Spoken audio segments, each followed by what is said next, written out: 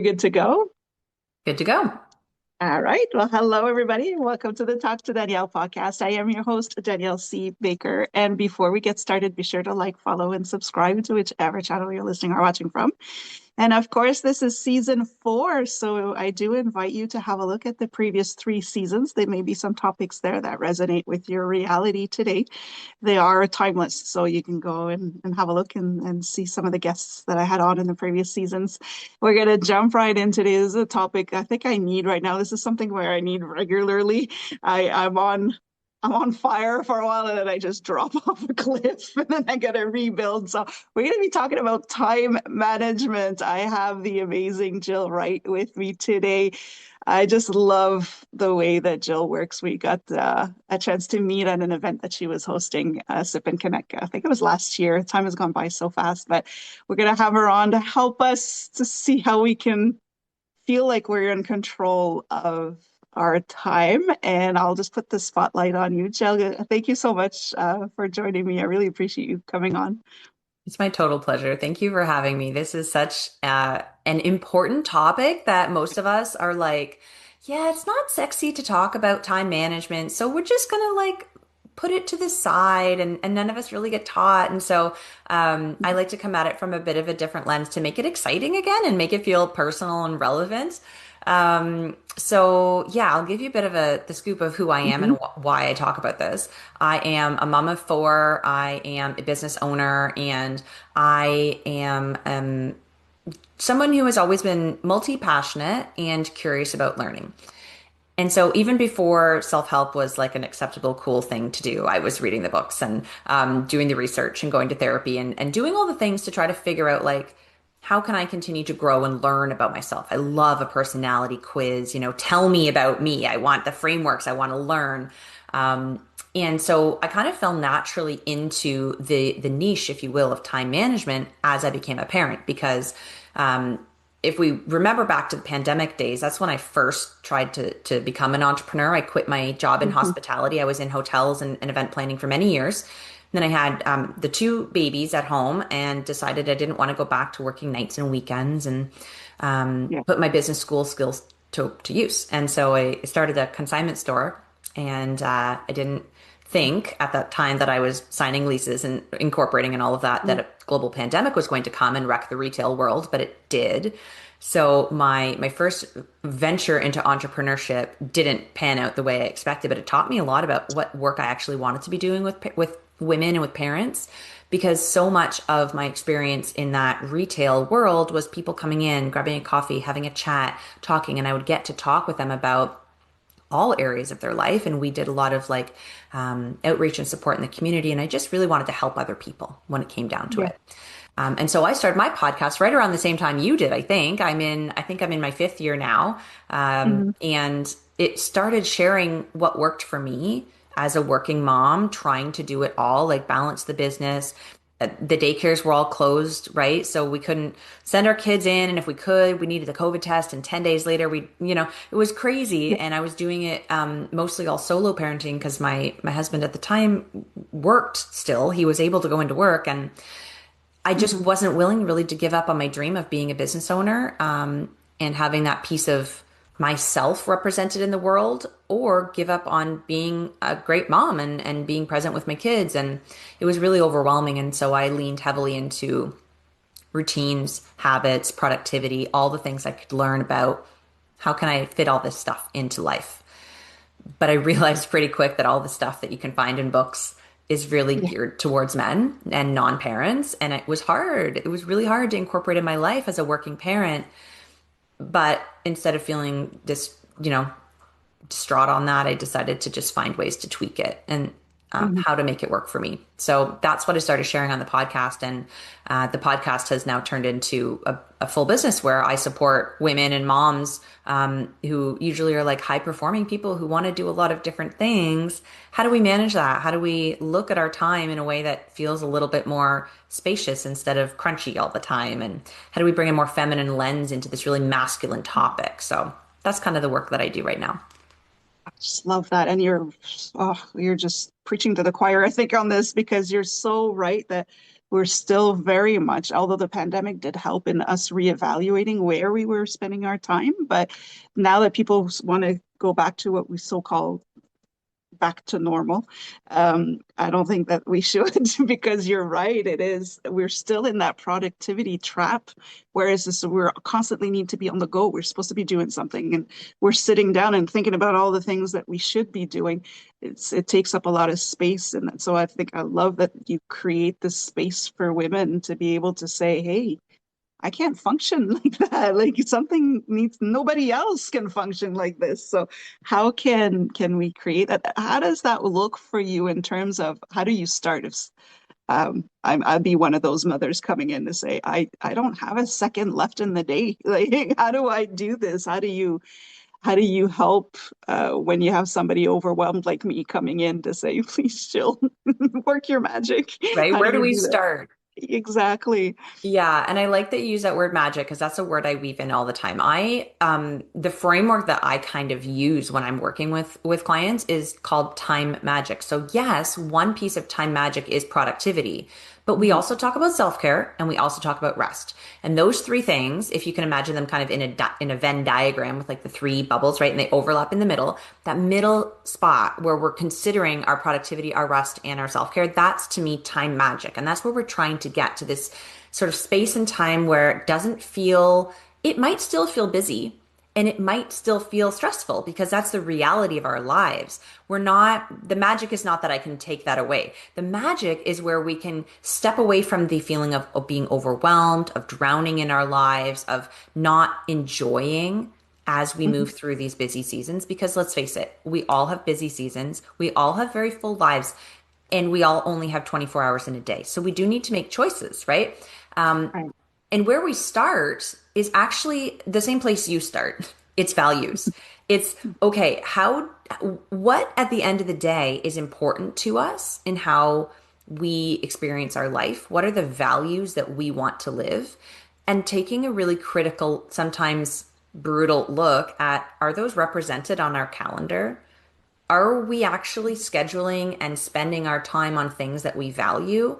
Or is our entire calendar being taken up by other people's priorities, other people's values, obligations that we feel are non negotiable and like a true obligation, but are they really? And so the work is very much mindset related at the beginning to understand like, oh, what do I want? What do I want it to feel like? How do I want to flow through time? What is important to me? And once we know that, then we can get into the tools and the tactics and like the tricks and the tips and all the things. But it really Yeah. starts with getting curious about what is your life to you? What do you want it to be like? Right. It's so important. And like you said, the rest is I don't think self-care, in my personal experiences, self-care is just another to-do task if you don't have the rest in there, right? Yeah. Uh, Self-care is not rest. It's completely different. And I love that you separate that in your framework. It is Yeah. just that it is, yeah, it's so important because a lot of people confuse rest, resting at the spa for the day, but if your mind is still going about the laundry, that's what you need to pick up so and so at that time. You need to factor in traffic. You need to it goes, you're not Yes. resting. You're not, and it's No. not, yeah. So I And just love it. each of our rests looks different too. Like some people need to rest through busy work to quiet their brain. Other people just need quiet. Like it really does get personal. And a visual I really like to share with people about rest and self-care, because I know you're visual too. So this hopefully will land with you and some of the listeners too.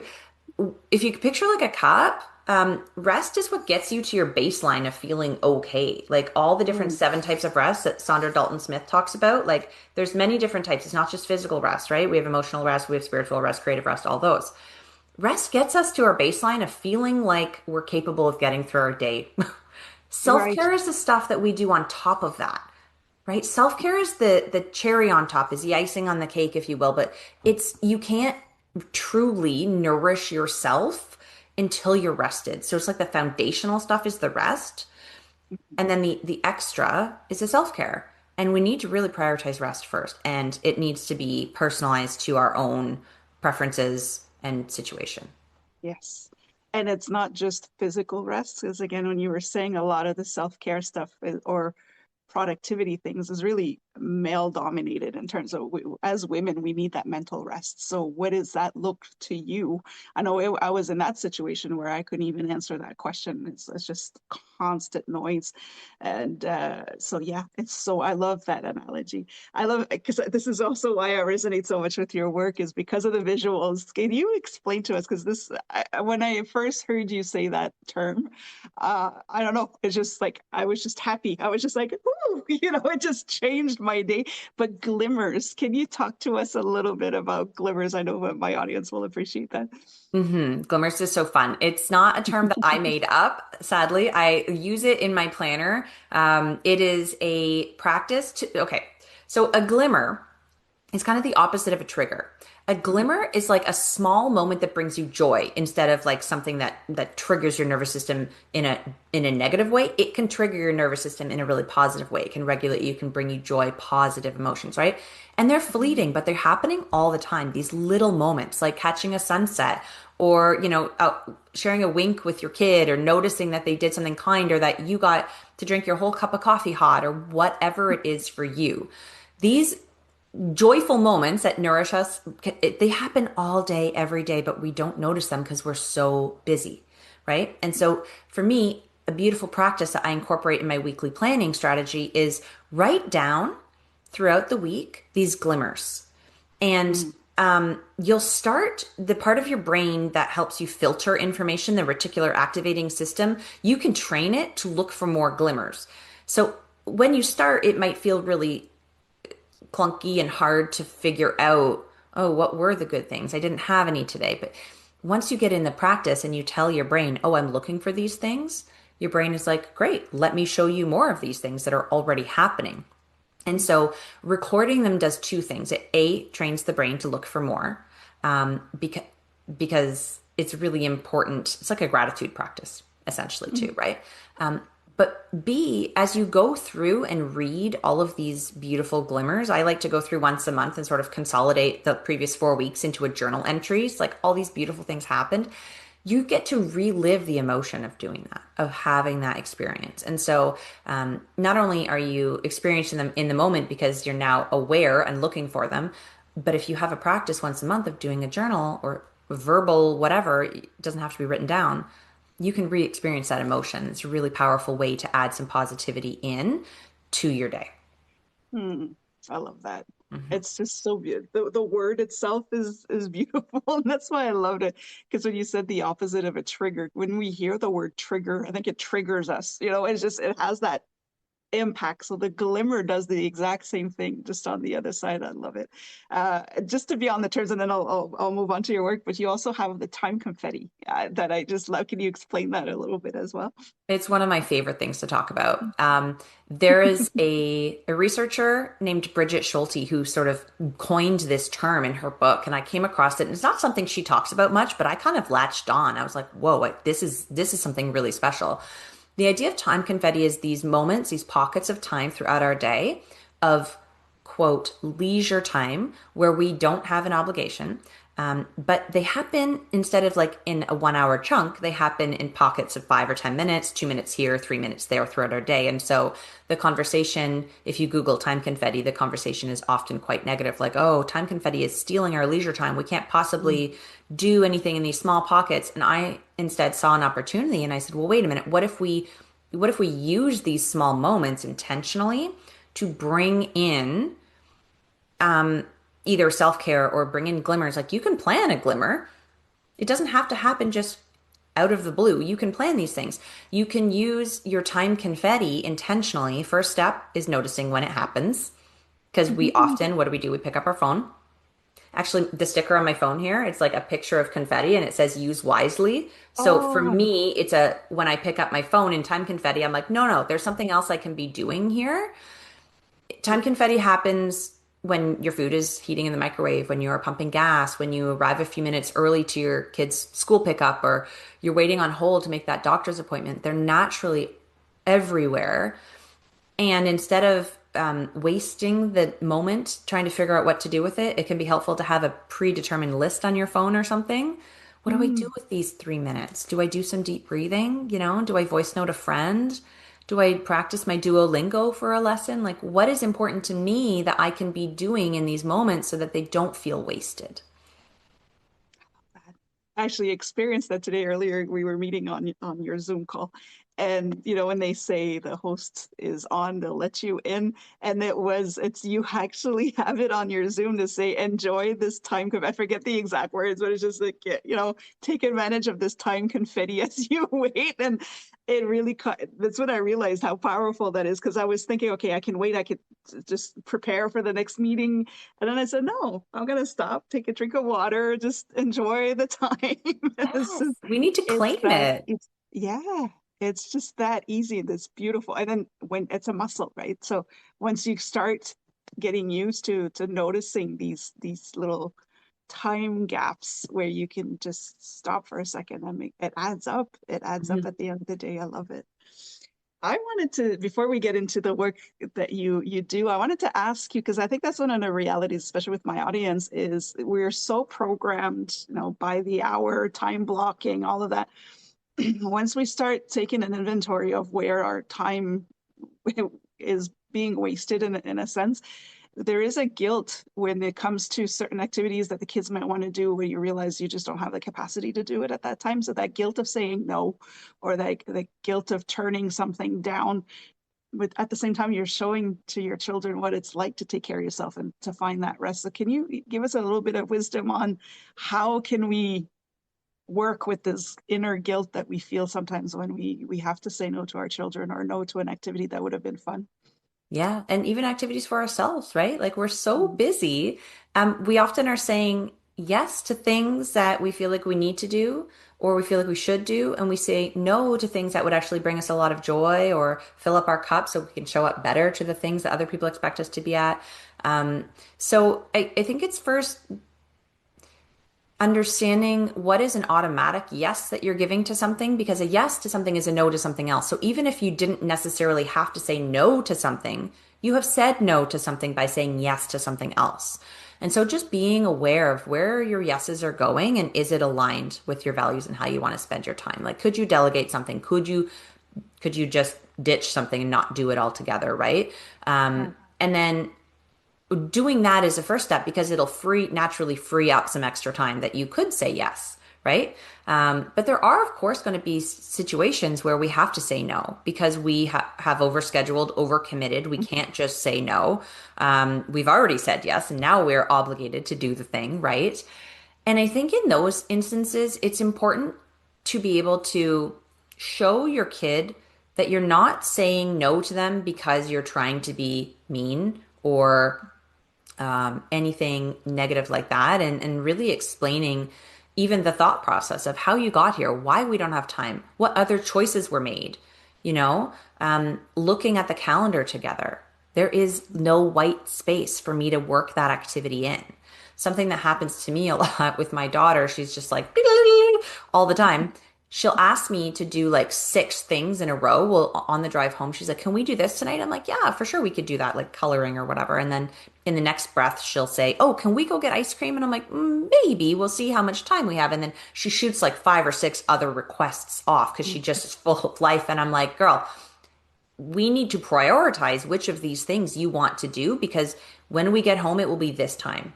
We have to eat dinner, do our reading, have a bath, and your bedtime is here, which means we have this much time. Yeah. What is going to be the thing that you choose? And it's a conversation about prioritization early on, which is hard even for adults to Yeah. determine like what is the most important thing or what do I want to do the most? And I think I've just ingrained it in my kids for so long because of the work I do, but like they'll look at a clock and they'll look at a calendar and they'll be able to say like, "Oh, we don't have time for that," or "Oh, it's time to get ready because getting out the door takes 15 minutes." And so they can Mm. like it's possible that this can through osmosis and just like conversation and modeling, it can truly impact your kids in a way that they're able to be more cognizant of time when most of our little ones have like no concept of time, right? And it's a developmental thing too, and age appropriateness. But yeah, we can model it.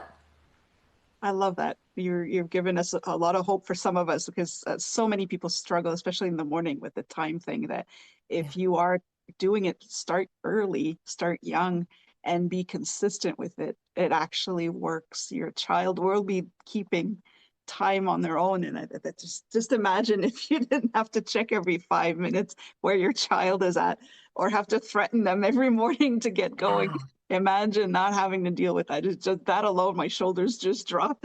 So I think it's great. Yeah, you're so right. We're modeling it. If we're constantly panicking over time, that's what we're teaching them. Or if that's just one of the things that I worked with for behavioral changes with parents and children is if the only time they get your attention is when they're running you late, then you're teaching them to keep being late because that's how they get your attention. So how do you want them to get your through stressing you out or through having fun on the ride over to school, and singing and stuff like that. So this is where you want to put your energy. Thank you for sharing that. It is really important to teach them how to, okay, listen, there's only so many hours in a day. This is how much time. Which one do you want to choose? Yeah, So we need to choose too, I think, and like understanding the reality of the season we're in because there is a real thing called toddler time. And they do not go on anyone's schedule, and it takes way longer than you think it will to do anything. Especially like I'm just thinking getting boots and coats and stuff on in the winter. We're transitioning now out of that season, but for Canadian parents, it always takes longer. And if you try, I learned this really early, if you try to rush the child, you will experience a meltdown yours or theirs or both, and getting through the arc of the tantrum and the arc of the meltdown will ultimately take you longer than if you had just slowed down yeah, and said, okay, we can take our time here. I will help you. I'll show you when I'm helping you so that we're working towards you being more independent. yeah, But sometimes you need to give in to the time it takes to do something rather than try to force it because ultimately you'll end up with more time. So yeah. yeah, it's a really interesting It thing. It is, but when you experience it for the first time, then you get it. But yeah, a lot of Yes. the time we make it harder on ourselves to try to fight the time, whereas you just take those extra 30 Yeah. seconds to Yeah. regulate the situation. Yeah, it does save you time in the long run. Although I could talk to you all day about this, but I'd like to pivot over to the work that you do. I know you have a few things that you offer for the parents. Can you talk to us about it a little bit and how you do help for people that are interested in working with you? Yeah, thank you. The most fun thing that I have is a very DIY style.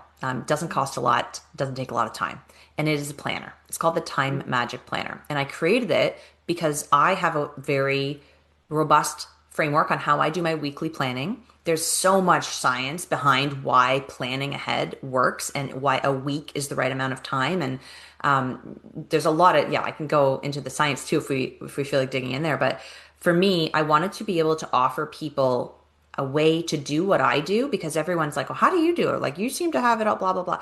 Okay, so here's how I do it. And it's like, it's 90 days. It's a seasonal planner. We don't look at the entire year. It's not dated. There's no pressure. If you miss a week, who cares? Very easy to implement because I walk you through the framework, but it gives you a physical thing to tie you into this idea of how we plan ahead, how we just take a look at what next week is bringing. Are we going to be over capacity? Is there some white space to work in self-care? Like, what does it really look like? And going through this process of planning, which has been super helpful. And I'm working. Some people are like, yeah, but I want the real like full year one. So I am going to do one for 2027 for like full year for those of you who like a planner like that. But this seasonal weekly planners has been really helpful. And the other way that I really love to work with people is through the Momentum membership. It is an online virtual sort of like come as you are membership where you can be there for 1 month or you can be there for 3 or a year. There's no minimum or maximum time, and we get together and use some accountability to help us stay on track. This is especially good for entrepreneurs or anyone with ADHD or like a non 9 to 5 lifestyle, stay at home mom, that type of thing, because we have 3 times a week we get together for co working. We basically hop on Zoom, we tell each other what we're going to be doing, We go on mute. We can keep your video on or off, but we sort of work alongside each other. And sometimes I have people who are like packing for a move or getting their trip documents ready because they're traveling to see family over the holidays. And some people are building their website. Like it doesn't matter what you're going to do with that time. Some people do their laundry, like we just come together. What are we going to do with this time? And then at the end, a quick check in. Hey, did we do it? We can celebrate each other because then you get that dopamine hit of like, yeah, I did that thing, you know? So we use body doubling concept for that. And then this membership also includes a weekly check in where I hop on one to one with people for 20 minutes. Like 20 minutes is such a drop in the hat, right? Everyone can find a 20-minute Yeah. pocket of time. And we do sort of this conversation of looking ahead. Well, what does your week look like? What are the priorities? What three things need to get done? Like, where are we going to fit that in? Let's work backwards. How do we do that? What do you need to support yourself this week? And in 20 minutes, people go from like overwhelmed and, oh my God, everything is wild to having a bit of a plan for the next couple days. And so being able to incorporate that into your week is really calming and buys you back way more time in your day and your schedule than the 20 minutes you spent doing it. So that's one of my favorite ways to walk people through some like real change. I love that. That's a game changer. Yeah. We don't talk about body doubling enough. I think it's something that in the neurodivergent world we are very used to it. Yeah. But oh, just to say, yeah, I've heard of other places where yeah, you get together, you Yeah. bring whatever it is that I do that now with our girls' nights. We actually bring in whatever craft or project that we started that's been sitting in the corner somewhere for Mhm. months. We bring it in and we're going to finish it tonight as we're doing our girls' night. So those are such a great, and the fact that it's flexible, you're not committing to a specific time. I love that you're offering that for people to get things done. I love it. Oh, Mhm. I could take, I really could keep you on all day, but how can people reach you or where can they follow you if they wanted to see more of your work? I'll make sure to add that to the description as well. Ah, thank you. My website's probably the easiest way. Everything links from there. So it's jillwright.ca. On on all the social media channels, I'm Energy and Hours. That's also the name of the podcast. And so you guys listening should also go over there and listen to the episode that we did where Danielle was a guest on my podcast because that was a really powerful, cool one too. And yeah, that's the Yeah. easiest place to start to learn and just sort of get a flavor of what I'm all about. I love that. Yeah, that was fun. I was telling Jill that it's so different being on the other side of podcast and being a guest as opposed to a host. I was just having so much fun. But yeah, definitely have a look, follow because she has such amazing topics going on in that podcast that can help you a lot as well. So I'll be sure to add that to the description so people can follow you. I want to thank you so much, Jill. But put you on the spot and ask, is there any words of wisdom or anything you'd like to add that could be very helpful to the listeners? I think trust yourself is the piece really that answers. It's like the key to everything. There's a lot of information out there and it can be overwhelming if you're constantly trying to find the right answer, the right thing, the right expert. You know yourself the best and you know your kid the best. And taking a few minutes just to get quiet and get honest and trust your instincts and your intuition is what will serve you the best, no matter what, if it's time management or whatever else. So that's what I would say. I love that. That's so great. I love to hear that too. I usually ask, I don't know if you want to play along, but I do ask my guests at the end what they want to be when they grow up. Do you have anything that pops up in your mind? I think for me, it's author. It's always been author, and I am an author. I do have a book, and I've got the planner, but I Yeah. still that would be my dream, like to be able to just full time be a writer. I love that. Oh, and you have enough knowledge and experiences that you could have a whole series. I love that. Oh, we have to support Jill now to make sure she keeps coming up with her amazing books. Thank you. Well, thank you for playing along. You know, it's a strange question to ask adults, but I love it because it just pushes us to go further than just what we're doing right now. So thank you. Thank you so much. And for everybody else that are listening and watching, don't forget to like, follow, and subscribe to whichever channel you're listening or watching from. Don't forget to go and follow Jill as well. And until next time, stay safe, stay awesome, and we'll talk soon.